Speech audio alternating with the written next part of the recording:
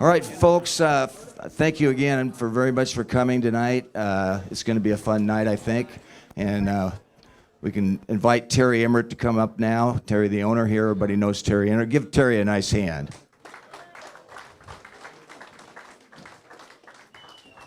So I want to also recognize a few celebrities, I guess we can say. Terry, you want to do it? Here, I'll take care of it. Okay, hey, thanks for all coming. You know, we got a gentleman that's wrote a lot of books about sports, and Kersey and Drexler and Sean Lee, etc. And so he's got a 50-year history of sports in Oregon. And we're very proud to have some great people here to support it. Laurie Steele's here. Chris Dudley's here. Where's Lars? Is Lars out there trying to... Oh, my gosh. Sorry, Lars, you got hidden in the crowd. So anyway, and he brought his wife. So now we can find out the real story. No, but Tina is hanging out with your wife, finding out the real story. Yeah, okay. That's all we need. That's all we need. Anyway, I'll let Kerry tell you just a little bit about the book and a little bit about the background. And so I'll turn you over to Kerry. Thank you. So Terrell Brandon is on his way, and I'm going to do a little Q&A with Terrell. I just did he has a podcast series that he started about a year ago, and I was out at his place, and he's returning the favor and coming out, and he'll be glad to answer your questions. I have a few questions that I'll throw out to him, and then you guys will have a shot at him. But first, I want to recognize another celebrity in the crowd. Jack Dunn was a baseball coach at Portland State for many, many years, and Jack is right here. One of the youngest old guys I've ever known, Jack Dunn, great guy. So this book is called Skulls of a Sports Scribe. It's kind of a tongue twister. And it's just a collection of my stories throughout the years, 50 years at the Oregon Journal, the Oregonian, the Portland Tribune, and then the last 5 years I've had a website. And if you haven't signed up for the website, it's free. I have lots of sponsors that pay the bills, so I hate paywalls, and I'm glad to be able to provide our stories for free to anybody that's interested. If you are not a subscriber, we have a subscription list. My wife Steph's right in the back there, and she will sign you up, and you'll get emailed that. How did I decide on what stories to put in? That's a great question. When I retired from the Tribune in 2020, I had clippings, if you can believe it, for almost all my stories from the Oregonian and the Journal. That's a long run, about 25 years. From that point at the Tribune, I have newspapers, but not a lot of clippings. And then, of course, about 2010 or so, you were able to retrieve stories off the web. So I picked out 250 stories that I'd written, and I said, that might be a little too much. So as I was putting the stories together, I realized it was definitely too much. So there's 120 stories in the books. There's 2 volume sets, 60 in each story, each book, and I just kind of divided them. There's no real rhyme or reason to where I put one or the other. I've got a lot of NBA stories in there. I made a list of some of the things I thought you might be interested in, some of the stories on how basically when I put this together, I said, what I'm going to do is I'm going to do a little preface on each of the stories, just reprinted the story from whatever year it was, and then put a little preface on how that story came about, printed the story, and at the end there's a little postscript on, for instance, what happened to the person after that. Just as an example, 1997, I'm in the office at the Oregonian, and somebody says, tomorrow's the 35th anniversary of Wilt Chamberlain's 100-point game. Wouldn't it be great to have a story with Wilt? You know, we're all just kind of shrugging, sure. And so Ken Wheeler was the NBA writer at the time and had been the Blazer writer. And he was in the office. I said, Wheels, you have a number for Wilt Chamberlain, kind of kiddingly. And he said, well, I might. So he had a little black book. We all had black books in those days. And he says, I've got a number here, but it's probably no longer working.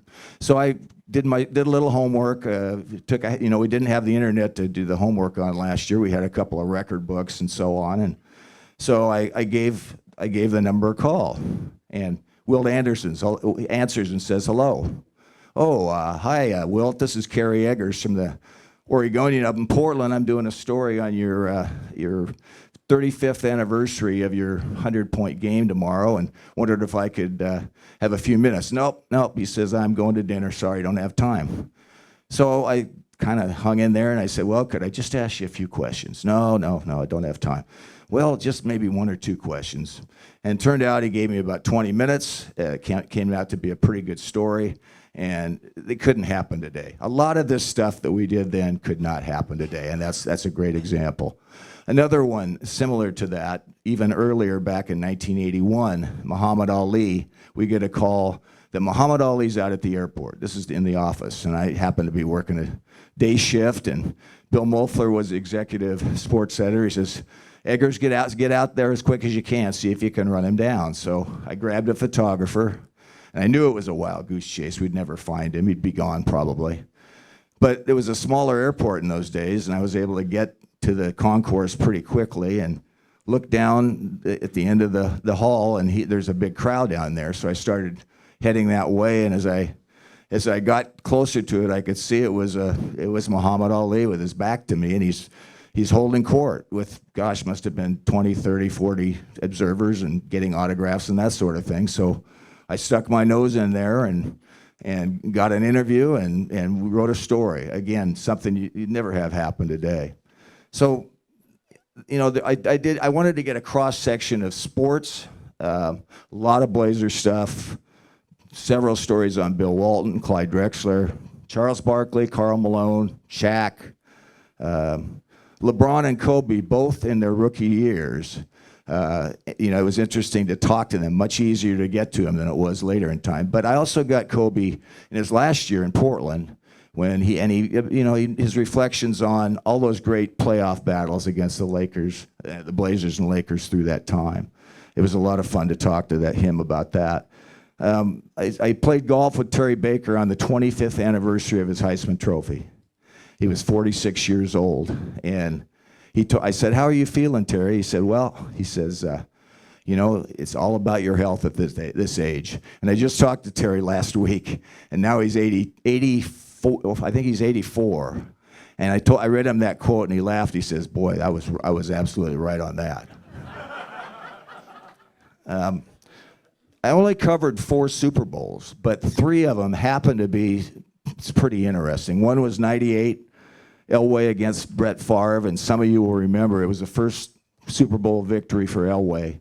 And it was that game where Green Bay was behind, and they let Denver score to make it a 7-point game so that they could. I think that's the first time I've ever remember a team letting the other team score. Now you see it now once in a while. I didn't realize it in the press box until the next day. I found out the next day that I said, geez, that was a hole that Davis ran through was bigger than a Mack truck, and now I know why it was. But Denver went on and won, and it was a game that people remember. And 2 years later, down in I think it was in Atlanta, it was the Rams and the Titans. And if you remember, that was a 23-16 game that St. Louis won, but Tennessee made a valiant try at the end of the game. Tyson made a great catch, dives over from the 1, but he didn't get over, and they lose 23-16. That was the closest Super Bowl game, I think, ever. And then 2015, I know a lot of you remember that game. Seattle has the game basically won against the Patriots. Was it second or third and 1?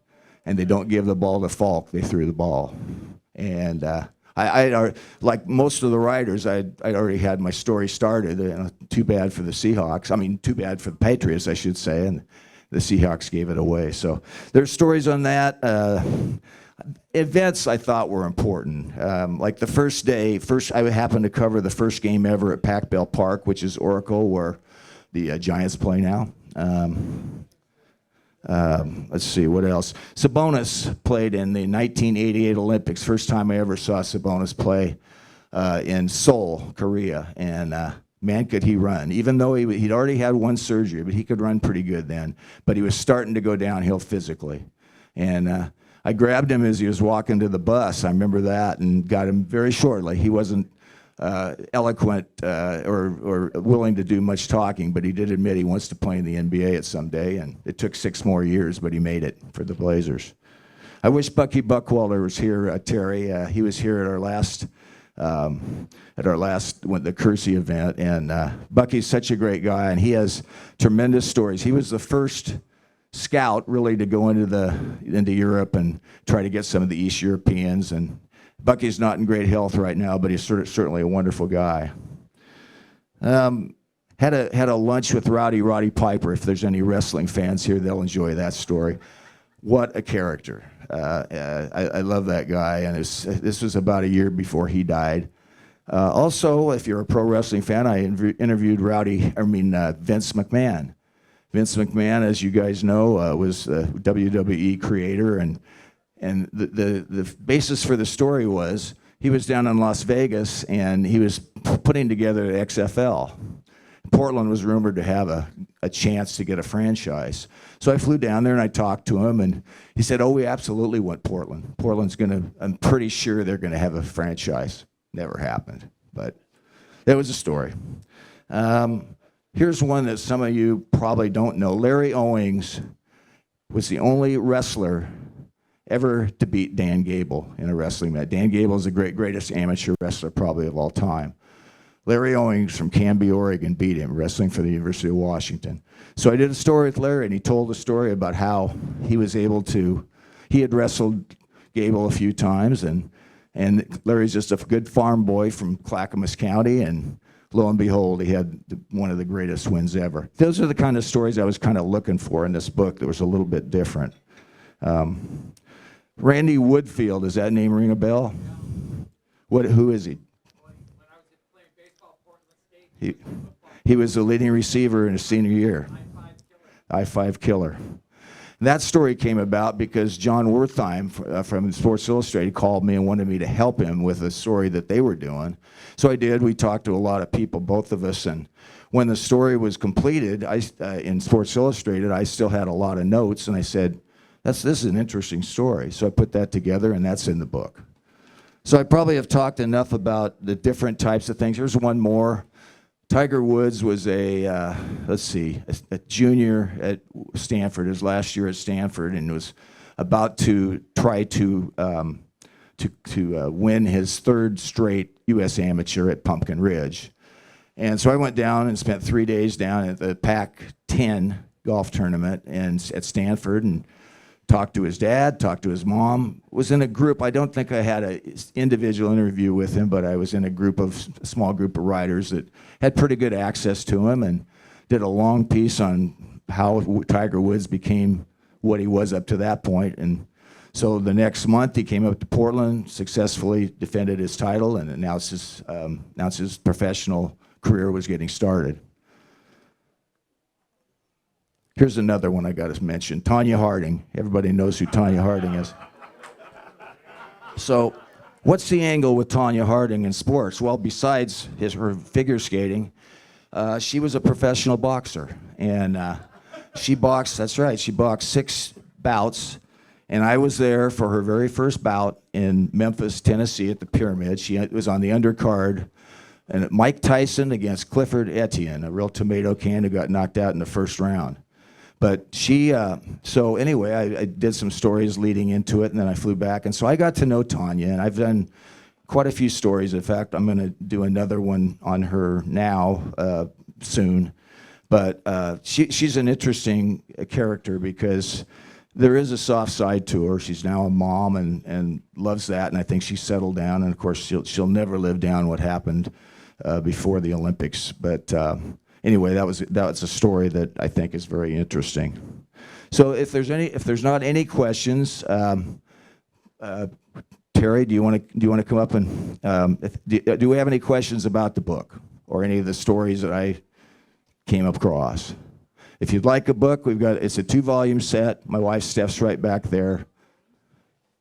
Kerry, how many things together? It was about a year, Michael. Just first gathering the stories and then writing the preface and preface and postscript and deciding which stories to write. But and I had a really good copy editor. Steph was my copy editor, so she found a lot of stuff that I never even thought were in there that I said, gee, I thought I had that right, but I guess I didn't. Okay. All right, so Terrell Brandon, he told me he's right on his way, so I know he's coming, so hang in there, and here's Terry. Which one's good? They're both good. Thank you. Well, Kerry, it sort of brings back a few memories when you talk about Rowdy, because Rowdy and I go way, way back to when years ago, a gentleman picked Rowdy and I to go down and speak in the Columbia Villa. And I had a pair of blue sweats on, and Rowdy had a pair of red sweats on. Little did we know we were going down to talk to the Bloods and the Crips. But I had Rowdy, and his fists were big, so it wasn't a problem. And it's sad that Bucky can't be here. His wife just passed away. And so I'll keep him in your prayers. Bucky's a great guy. Bucky and I took our basketball team to China to play over there and play the Sri Lankan team, the Indian team, and the Chinese Olympic team. We won 2 of those games. We took second in the tournament, but China beat us by about 14 points. And there were no little Chinese guys. Those guys were tough, they were military, and they just knock you to the ground.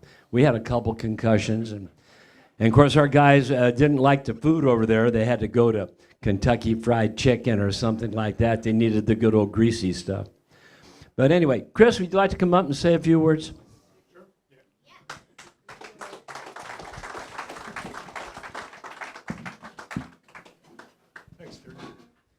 Well, I've known Kerry for, 30 years, and great man and good friend, and I'm thrilled to read the book and the stories, and I know Kerry does such a good job in how deep with the interview and getting the background and really getting to know the person when he does the story and the story behind the story, and so yeah, thrilled, and congratulations on the book.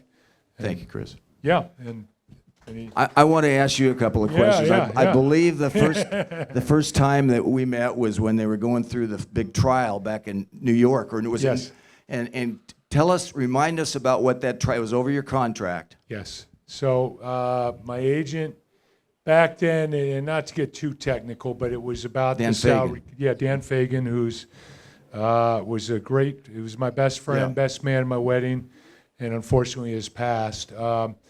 But taking on the NBA, and at the time I wanted to play in Portland.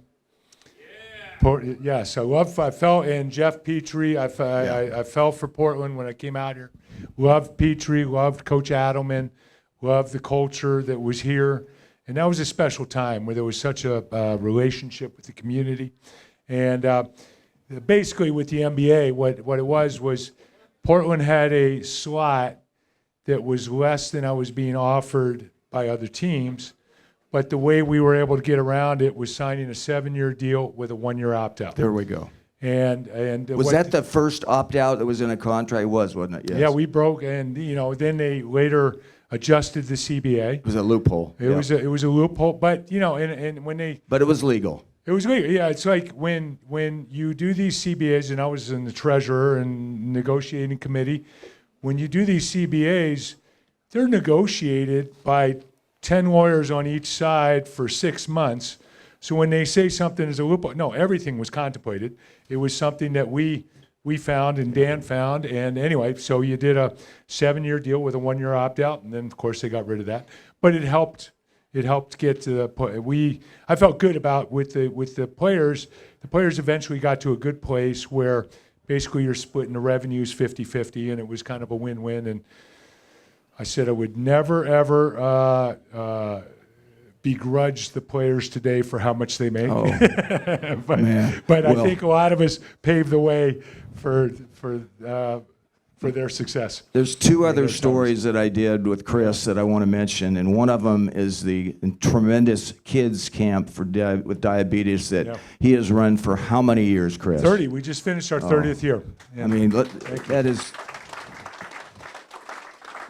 Thank you. I've been up there a couple times, and it's just such a fantastic thing for the kids. And Chris is such a great role model, a guy who lived with diabetes and prospered for, how many years did you play in the league? 16? 16. Yeah, 16. so, and let's talk about the more recent one that you and your wife are involved with. And I'm trying to remember the name. We have Heads Up. So I'll first with the camp.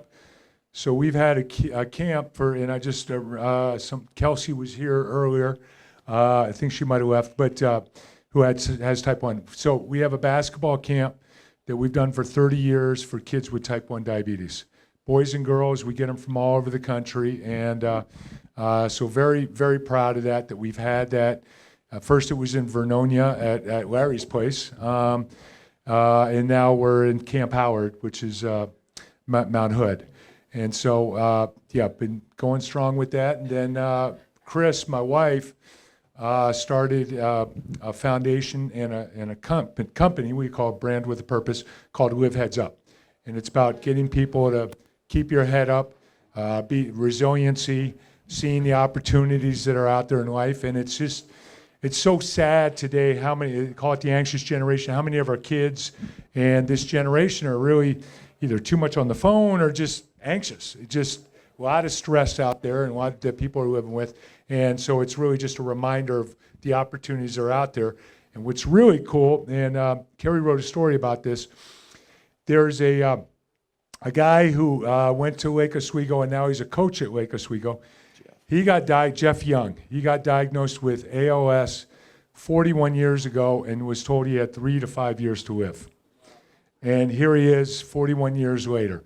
And he's the second longest person to ever in the world live with ALS. And he still does leadership classes. He still helps coach the team. And he got connected through Live Heads Up. We brought him down to Oregon. And Coach Lane, he wrote a message. His dream was he's a big Duck fan. He went down there, met the team. Coach Lanning read his message out to the team. A lot of the Ducks wear Live Heads Up on their wrists during the games, and it's been he's just so inspirational. I want to make one more comment.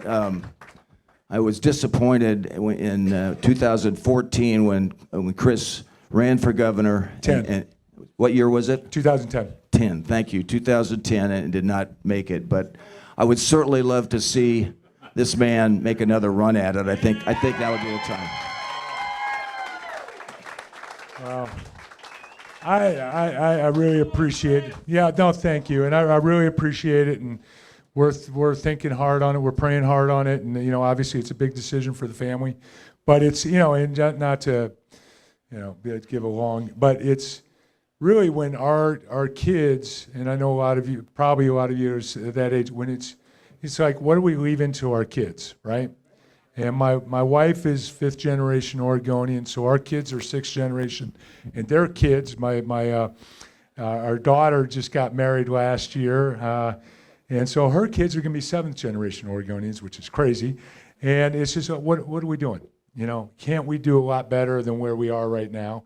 And I think we can. And I think Oregon's got to get swagger back, and I think we got to be able to have a place where our kids, where we're proud of them going, where they go to school, where we're proud, where our kids can actually afford to live where they grew up. And I think there's a path there that we can take advantage of. So. Thanks, Chris. Yeah, thank you. I appreciate you. Thank you. Is Larry still here? Larry. Okay, Larry. There he is. Come on up, Larry. Larry and I go way back. We started playing tennis when I first met Larry when he was playing for the Blazers. And we've had a long-term friendship ever since. And he does a lot of crazy stuff. It's really great to see all these guys that come out here and stay. And you might mention the fact that I always beat you. Not surprised. Well, first of all, I want to say congratulations, Kerry. I've known Kerry for over 50 years, and I've known Terry for over 100, and so, or maybe more. But it's an honor to come out here and celebrate your book, your second book, and you have been around for a long time. You covered so many great stories, and I'm excited to read your book and see if they're all true. Thank you. Yeah, none of them are true, no. Let me ask you a couple things, Larry. One of the passions that these athletes have after they finish playing NBA, there are a lot of different passions, a lot of different sports they try. This guy is now into pickleball, and he's very heavily into pickleball. Talk a little bit about your participation in that and why you like pickleball. Well, the first thing I want to let everyone know is I want you to look up here real close because there's probably not going to happen again where you have a Kerry, a Larry, and a Terry. Yeah, pickleball. I'm big in pickleball. I'm trying to get Terry to convert some of his tennis courts to pickleball. But pickleball is a great sport, and it really has made a big difference in my life because I started playing a couple years ago and hadn't done much for about 5-6 years. And so I picked it up, started playing, got back into shape, lost about 12 pounds, and now today I played 6 hours, so that's sort of unusual. And that's unusual. I don't usually play over 3. But it is a great sport. I would encourage all of you to play, and it's such a good social event, and you can get a lot of good exercise with it. So it's big and it's exploding. Most of us have a little trouble standing up for 6 hours, much as playing pickleball. The other passion that Larry has right now is watching his granddaughter, Allie Schimmel, play basketball at Oregon State. She's a starter as a sophomore from Corbett, tiny Corbett High School, and is doing a fantastic job. And I see Larry, when I go down there, he's always in the stands watching her. Talk a little bit about Allie and the job she's doing. Well, I'm proud of all of my grandkids. I have 5 granddaughters and 1 grandson. And Allie has been really an amazing story. I won't go into all the details, but a little Corbett High School where literally her 4 years at Corbett, it was very difficult to even have scrimmages because they were recruiting soccer players or volleyball players. And so she didn't sign with anybody. She had small schools that were interested in her playing, and she waited and waited. And she ended up playing for the state champions team, the tournament in 3A down at Coos Bay. Packed house, and she got 42 points in the final game. And my other granddaughter got 30. Pardon? How many threes did she hit in that game? Like 8 or 9. I think she has still has a state record. But what happened was that Coach Ruick for Oregon State had a player that had a daughter playing on Amity, and that's who they were playing for the state championship. And he just happened to be streaming and looking and watching the game. And so he saw Allie get 42 points and thought, maybe I should look into her abilities a little bit more. And so they had conversations. And what happened was Allie went down, Coach Ruick, and treated her really nice and said, hey, listen, I haven't even had my assistant coach look into you because we didn't know anything about you. So if you want to come, you can walk on. So she said, sure. So she went down, walked on, and as a freshman, she started the first home game at Oregon State last year, and then at Christmas, when they were doing the Christmas presents, they gave her an envelope. In the envelope, she got a scholarship, so that was a great time. That, by the way, is probably out on YouTube, and I saw it, and it was just a beautiful. The players were so thrilled for her that she was able to get that. Great family atmosphere down there. So now she's starting as a sophomore, and she'll be asked to score a few more points, and so she's doing great. But the main thing I like about her, and for all of my kids and grandkids, is always one message: do what you love to do, and you just do it. So she has heard that over and over again, and she loves basketball, and when you love something enough, all the other stuff, it doesn't make any difference. All the drama, all the things going around, you go out and play basketball, and that's what she's done. So I'm very proud of her for that. Larry, the game has changed so much since you played, and since even when I started covering the NBA.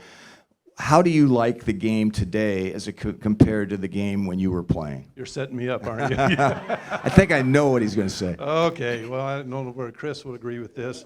And you want to stop the recording right now? Here's the problem with the game today. In 1976-77, when we won the championship, and the following year when we were 50-10 to start the first 60 games, that was an amazing basketball team. And that team played so well together, and we moved so well together. And and Kerry was asking me earlier, did Jack Ramsey have plays? Well, Jack had some plays, but we were always in our offense as soon as we got a rebound on the defensive end, or if the other team scored, we were in our offense.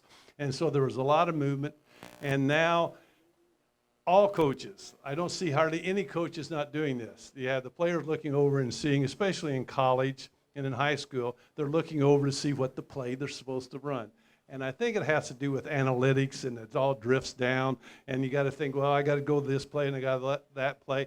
And the honest truth is, I don't consider that basketball, and so that's the tough part. And so it's a little tough for me to watch.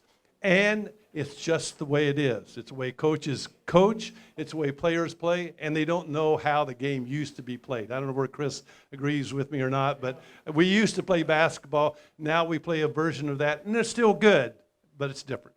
Yes, Pee-wee. Could you tell everybody how you ruined my career? Les Harrison over here. Les has been around Portland forever, and we're out at the University of Portland, had him come out.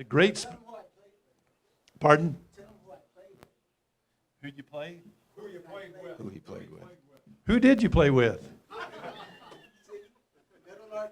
Oh, well, okay, Meadowlark Lemon. Hopefully everybody knows Les Harrison, but Les came out and he was doing a clinic for me at UP. And we had, had a big crowd, 400 or 500 people, and he was out there, gave a great speech, and the kids wanted him to shoot a few shots. So he went out to midcourt, on the sideline at midcourt, and he shot 4, 5, 6 shots, and he finally, 2? No, I remember it's more than that. But anyway, he made his last one.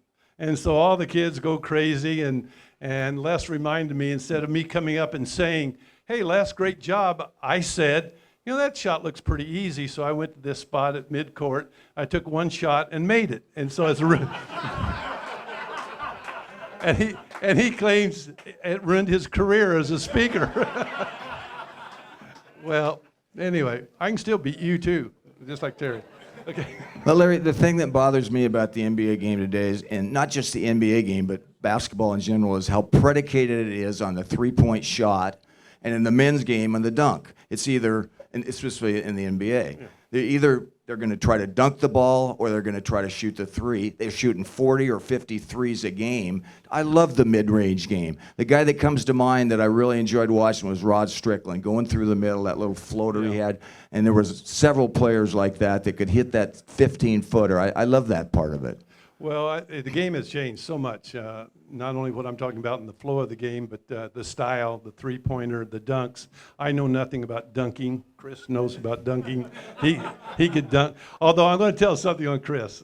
Chris, I can't believe that it was 2 days ago. 2 days ago, somebody said, have you seen the Chris Dudley tape with Shaq? And I had never, ever seen that video, and I saw it, and I just was so proud of you. You threw the ball at him. You did a great job.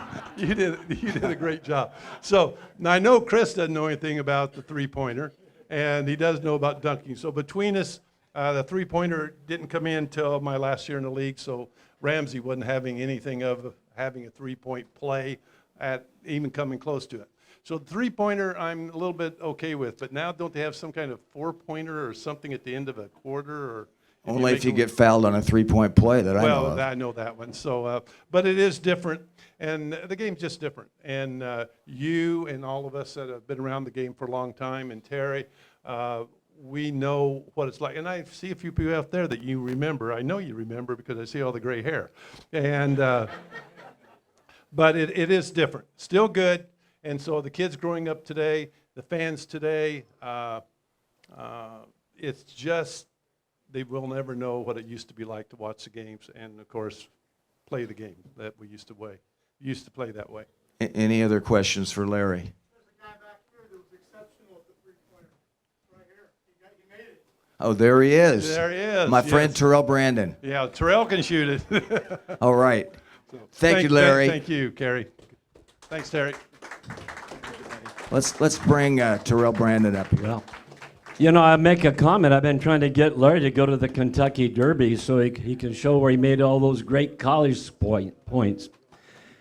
And one of the things that Chris could do, Chris, you know, you ought to be throwing that big basketball at the governor because she wouldn't know what to do with the big ball.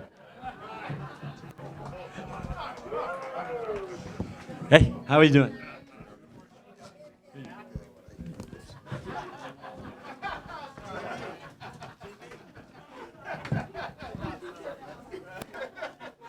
How you doing, bro? Good seeing you, man.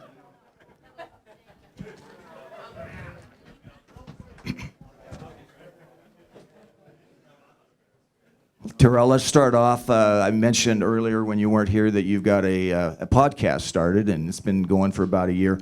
Tell everybody about what your philosophy is with that and what you're doing and how they can subscribe to your podcast. Absolutely. First of all, hello, everybody.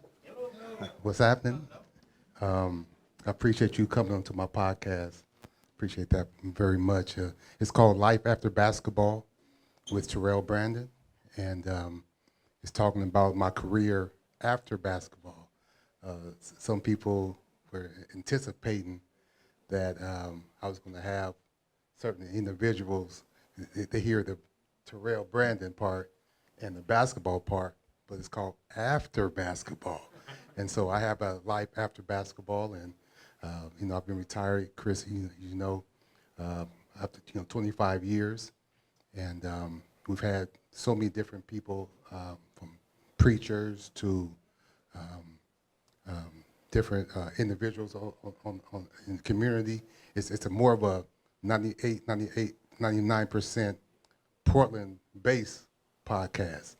And so it's been wonderful. And I hope everybody subscribe. You can go to the YouTube and go to Life After Basketball with Terrell Brandon, and hope you subscribe and share and hopefully donate a little bit too as well. The guy's surprisingly pretty darn good. I knew he was a good basketball player, but he talks pretty well too. He does a good job, so I was pleased to be on. I've known Terrell since his sophomore year at Grant. I was covering high school basketball during that time, mid-'80s or so, for the Oregonian, and I heard about this kid who was a real upstart for Grant. And Grant had a great team. John Stillwell was a coach. Mark West, Tony Ross, Levon Van. I'm forgetting. Oh, Joe McFerrin. And they went on to win the state championship that year. Well, Terrell was the number 7 guy on that team, and if you don't think that was unusual, John Stillwell rarely had sophomores play in the varsity, but Terrell was too good. He demanded that he was going to be up there with his play, he wasn't a crier or a whiner. He was just a great player. The next 2 years, your junior year, you lost in the state championship game, and then disaster struck his senior year. He broke his ankle early in the season. And that was an era of great basketball in the PIL. Grant, Jefferson, Wilson, Benson. I think, did you guys start number 1, ranked number 1? Absolutely. Yeah. And they've kind of muddled through the season without Terrell, but they qualified for the playoffs. And he came back. He was probably 70 or 80%. But he came back and did a phenomenal job and got the Generals a state championship as a senior. Talk a little bit about that and what a thrill that was for you to be able to do that. Yeah, it was a crazy year because, when you win a championship in '86, you feel like you're on a high. And then all of a sudden you lose a championship and it goes downhill. But thank God I had another year to come back in '88. And even though that I broke my ankle, I still had time. And so to win another championship and to be a 2-time state champion, it's a lot different than being a 1-time state champion. Well, so, and I appreciate that because when you play with with Tony Ross and Mark West and all those guys, you end up being I was a sub, and so but when you're the man, and then you win a championship, Chris knows that. It's a lot different, so I wanted to be the man and win a championship. So being a 2-time state champion, it means a lot. The other thing that struck me about Terrell in high school was he was a pretty good shooter and a great scorer, but not a great shooter, but he was a leaper. 5'10", and he had no trouble jamming the ball through the hoop. And I think I asked you the other day, where did that come from? And you're not quite sure. You did wear ankle, what do you call those, ankle weights when you were a kid? Absolutely. We wear ankle weights. We used to walk around. Les, you know what I mean. We used to wear them around, and you wear them for like 30, 40 minutes, and you take them off, and then you take off, and you start jumping up and down. And just playing on the concrete, playing in the parks, it builds your legs up, it builds your strength up, but it also builds your endurance. It builds your toughness. And nothing wrong with getting a black eye. There's nothing wrong with having scrapes on your knees. It builds confidence. Terrell went to Oregon and had to sit out his first year, but played 2 great years, especially his junior year, probably the greatest single season ever in University of Oregon history. Averaged 26.6 points. He was was it 10 or 8 during the Pac-10 Player of the Year, and he was phenomenal. Led the league in assists and scoring, and that must have been a very fulfilling year for you individually. Absolutely. That first year, being a Prop 48 was extremely embarrassing. Missing the SAT by 10 points was embarrassing to my family. It was embarrassing to me. It was embarrassing to the neighborhood. Grant High School, of course. Matt Dishman Community Center, Knott Street. But it built strength. It gave me courage. And I was able to listen to the radio a lot. And Gary Payton, who's at Oregon State, I listened to the radio every single day. And it built strength. It built courage in me. And the next year, I wrote, I got a printer, and I said, next year. And I put it on my wall in my dorm at the University of Oregon. And after that, I looked at that every year, my whole career, next year. And one of the things that always struck me about Terrell was how well-mannered he was. He went on to win the NBA Sportsmanship Award, and when he was I think it was with Minnesota, or were you with Cleveland? With Cleveland, Okay, yes. with Cleveland. But I think that came a lot from his parents. His parents were special. Charlie and Charlotte. And Charlotte Brandon was the co-founder, maybe she was the founder, but the first president of the Mothers Association of NBA Players. And she was a go-getter. She must have been on more committees than there were committees in those days. I mean, talk about your mom and your parental guidance that you got. Absolutely. Rest in peace to my mom. She's been gone for 7 years, but she's only, of all the things that I've been able to do in my career, she only cried on the 2 or 3 different awards that I ever won. I will share with you on the podcast. When I won the Sportsmanship Award, the Joe Dumars, she cried.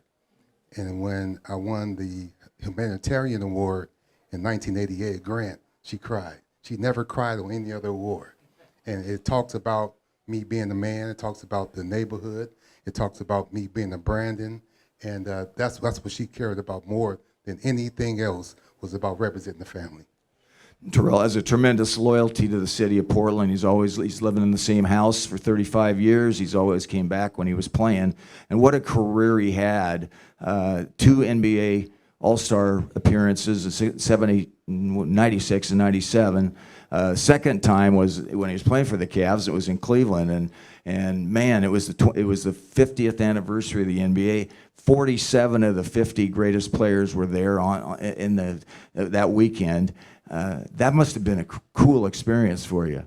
Yeah, just seeing like Wilt Chamberlain walk by and look at me and say, "Hey, young fella," I was like, "You know me?" I couldn't believe it. You got JoJo White, and you have all the great players.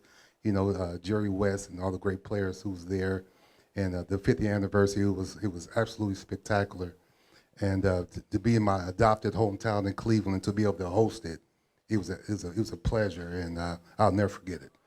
I wrote down a few questions that I didn't ask him. I'm doing a piece that is going to go on my website about Terrell, but this is one I didn't ask. Who was the coach that you feel was most instrumental in helping you to develop your talents to the fullest? Oh, absolutely. The late, great Coach Lenny Wilkins, rest in peace to him. He was the one who gave me my opportunity to play in the NBA. He sat me down my rookie year and said, "Well, young fella, congratulations. that 26.5 points that you averaged at Oregon, that got you here. But that's not what I want. I want you to look at the score, and when you back up Mark Price and we up 8 points, I want to make sure that when you come out the game, Chris, you know what I mean by this, I want to be up at least 8 points. Not how many points you score in the quarter, not how many assists you have. I want to be up at least 8 points. And if we're up at least 8 points, then you did your job. And that's what he taught me. You mentioned Mark Price, and I was just thinking about those Cleveland Cavalier teams of that time, Brad Doherty and Larry Nance and Terrell and Price, and helped me with or Hot Rod Williams. And I mean, that team was NBA championship caliber team. Unfortunately, you had the Chicago Bulls playing at that time, right? Yeah. I don't like talking about those guys. But, the Bulls, they challenged us. They were great, and they had a great player. But I believe Scottie Pippen was really the key. He knew his role. And anytime that Michael went out the game, he always stayed in the game. So he was always getting, and, he played for the Trailblazers, so, we know how important Pippen was. But that 21, 8, 8, and 3, those were the keys. Mike was going to get his 40 or 30 or 50, whatever it was. But it was that key to Scottie Pippen that was really the key for I always thought that too. I thought Scottie was kind of almost a lifeblood and played the greatest defense, although Jordan was a good defender too. Absolutely. In your 11 years in the league, who was your favorite teammate and why? Oh, wow. All of them. I never had a bad teammate. I had some interesting teammates. You have teammates that, you have to understand as a point guard, I'm always looking at mannerisms. So when you have a player that's married, that's going through some things, I've never been married before, but that's going through some things, you can tell. And so when I see a player that was married that was going through some problems, I make sure that I got him off tonight because I'm going to help his marriage. And a wife don't want to get on her husband after he scored 30 points a game.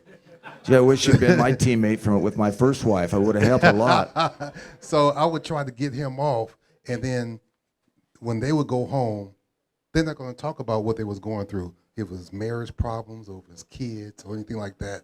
I want to always make sure that I may not know specifically what's going on, but when you're around each other every day, you can pick up on certain things. And I want to make sure that as a point guard, I run the team. I play with Kevin Garnett.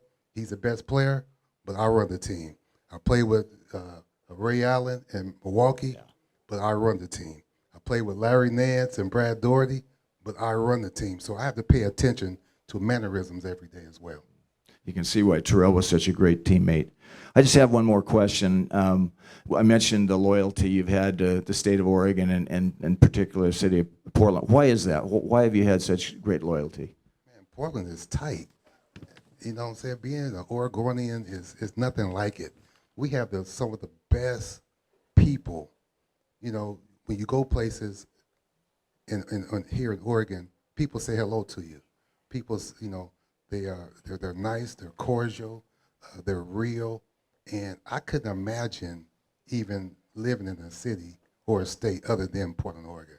And I don't mean that only because I'm from here, but when you go to other places and you see the people, almost like, y'all know how that is. Us in Portland, Oregon, we say, hello, how you doing? You doing okay? You having a good day? And it's so different. So I always say to myself, and I pray to the Lord, I said, I don't know when I'm going to die. I don't know how I'm going to die. But I pray to the Lord, I said, whatever happens, if it's a gunshot, if it's in a car wreck, if it's in an airplane, I just hope that I die in Portland, Oregon. I don't care what happens. I just want to die here. Okay, wow. That's how I feel about the city. Okay. Are there any questions out there of anybody that'd like to ask of Terrell? Yes. That's a great question. That's a great question. I hope that I die. I have 3 kids, and I hope that I'm laying up old like this in the hospital, Emmanuel or Kaiser or somewhere, and I hope that I'm just like, thank you for everything, God. Goodbye. That's what I hope that happens. But as you know, God has His own plan, so I don't know what's going to happen. But that would definitely be my plan. Absolutely. Thank you, sweetheart. Thank you.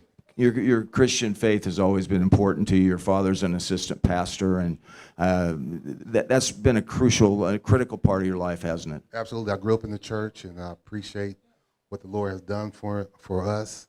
And so, yeah, I was instilled in Christianity. And, it just, as you get older, though, you have a personal relationship with the Lord. No one sees you praying. No one sees you on your knees. But I'm glad that I got that understanding as a kid to appreciate the Lord, appreciate what He's done for you, and keep it moving. Keep it moving. How about a nice hand for Terrell Brandon? Thank you, Terrell. There's Terrell. Thank you, Terrell. That was great. I was thinking when Kerry was talking and Terrell was talking about Cleveland, I had the good fortune of having a gentleman by the name of Reese Lucas take me to 10 All-Star games. And so I had the pleasure of sitting down and having dinner with Wilt Chamberlain one night. And some of those stories that you think might not be believable were very believable. Right? Anyway. Matter of fact, Pee Wee's going to be having if you guys have any turf, you want to do your yards up, Pee Wee's going to be doing that new turf right here in Oregon, and got a great product. Anyway, Lars, I think it's time that we get you up here. I was going to ask if we could get Lars up here for a minute. Yes. A minute, did you say? Oh, okay. Terry, I've got a story that probably should have been included in your book, and involves our host here. Terry and I have been friends for decades, and leave it to Terry to have an event about sports and then invite the person in the region who is the least informed about sports. And I had somebody ask me tonight, well, you don't like sport. No, I like it. It's fine. It's just not one of my passions. But I want to tell you that the story that should be in your book that involves Terry Emmert. Now, Terry was very proud of his IBL team. And he had about a 7-footer from South Korea. Now, my wife, Tina, and I have been to Mexico a couple of times with Terry. Haven't been in a long time, and he keeps bugging me, come back down to Mexico. Now, I wouldn't say that this event, which is sports-related, would have put us off. I'm not afraid of just about anything, but we fly down, we get off Alaska Airlines. Terry has his own way of getting first-class seats. That's another story for another day. And we come out to the parking lot, and, well, I'll whistle up a cab. Terry says, no, I got a vehicle right here. And we walk up to this little red minivan that looked like it was about 15 or 20 years old. It had Oregon plates on it that were 5 years out of date. And we load up everything, and we get in the van, and a little minivan like a soccer mom would drive today. And I said, Terry, do we need to wear seatbelts in Mexico? He says, well, there's a rule. You either have to have a beer in your hand or you have to wear your seatbelt. So, and we were all sober, but it was a hot day. So we're drinking beer and we're going down the road, and Terry's driving. Terry then gets a phone call. Now, Terry, remember, he's driving, he's got a beer in his hand, and he gets a cell phone call simultaneously. And Terry goes off his nut because he thought that he had this South Korean. What was his? Yeah, was that Yao Ming? Ha. Ha. So Ha is what, 7'1" or 7 foot something? 7'3". And this is I think the only player that you were paying more than minimum wage, right? Everybody else was no. Actually, the Blazers hit him on my Well, and they came in, and the Blazers poached right out from under Terry, and Terry got the word while we're driving this antique minivan down the road, beers in our hand, cell phone, beer, steering wheel, and he's driving. And at some point, he got so mad that the beer just went flying out of his hand, and it was a Pacifico, I think, might have been a Corona. It goes spinning across the floorboards, and I'm riding shotgun, he's driving, and I'm thinking, we are going to die in the weirdest way. The police are going to show up and say they haven't had enough beer yet to be, even intoxicated. And how in the world did this happen? But you were mad, weren't you? A little bit. A little bit. We did play a sport down there. It's called Monopoly. Yeah. And Terry always wins at Monopoly. But I'm glad to be here tonight with Terry and with Kerry Eggers. Congratulations. I've never written a book. I don't think I'm capable of it. But I want to say one thing. I want Oregon to go from the duds that it has had up till now, last 40 years basically, to Dudley. Now, I understand, he and I talked about this on the air last week. The man's a great man. He's very smart. He ran before. He got cheated. We have a screwed up election system that can only be solved by a governor, preferably a governor with a Secretary of State and an Attorney General all working in concert. That's not likely to happen anytime soon, but Oregon could have Chris Dudley. I'm also well aware that it would be a tremendous sacrifice because the exposure you have for your family. I'm in another kind of business that gives you a lot of exposure, and it brings bad things on your family. So I understand that Chris's first concern, and he told me this, and it didn't surprise me, that he has to consult with his family, not to get their permission, but really to talk about them. If I do this again, and I win this time, it's not just the campaign. It's going to be then 4 more, preferably 8 more years of being in the governor's office and getting all the brickbats thrown at you and everything else, but being able to do terrific things. I vote in Washington State now. I've been clear about that. But if I voted in Oregon, I'd be in favor of Chris Dudley as the next nominee, but it's his decision. But Chris, I hope that you run. I really do. I want to see you run. I want to see you win, and then I want to see you fix the election system and all the other things that have been screwed up in this state. I'm so proud to know Terry Emmert is my friend for so many decades, despite that incident with the beer and the minivan with the 5-year expired tags. And Mr. Ha, did he ever do any good in the NBA? No. Oh, see? So they stole his star player from his IBL team for nothing. They could have just left him with Terry. And so, no, I didn't mean to diminish what you were paying, but there were a lot of people playing in that team who didn't play for much. But Ha was making some serious money. He was probably making at least $15 an hour. And, but I want to thank all of you for coming to Terry's event, and good luck to Kerry Eggers, and congratulations. I've never had it in me to write a book, and I'm amazed. And they're great stories. The only thing I would have asked Kerry is, were there any stories that you looked at, not because of you, but because of what you were covering, and cringed and said, I'm not putting that one in the book? Did you have any like that? Oh, yeah. I can't talk about it, but yeah. Well, see, you should put that beer, if you do an addendum to a future I'm going to do a version, volume 3, and this would be perfect for it, right? I'll tell you all the details, including the Monopoly games. But that was even Tina. Tina brings it up on a regular basis. Well, there was that time we were in the minivan in Mexico, and we thought we were all going to die. But it was for a good cause, anger over the loss of a player who turned out to be not that good anyway. But Terry, thank you for the invitation, and thank you all for supporting Kerry Eggers, and thank you all in advance for supporting Chris Dudley as the first Republican governor in 40 years in Oregon. He'll have his work cut out for him, but he will do a great job of digging into the mess that has been made, because it is a great state. Terrell is right. It's a great state, but it has some problems, and they can be fixed, but not by the current crowd of duds that are there right now. Thank you all very, very much, and thank you, Terry. Where else do you get politics and sports all in one evening, huh?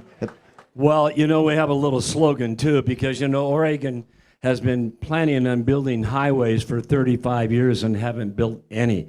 And it's time that maybe we don't have tolls on Oregon highways, and maybe a good way would be stand tall Vote for Chris. No tolls on Oregon highways.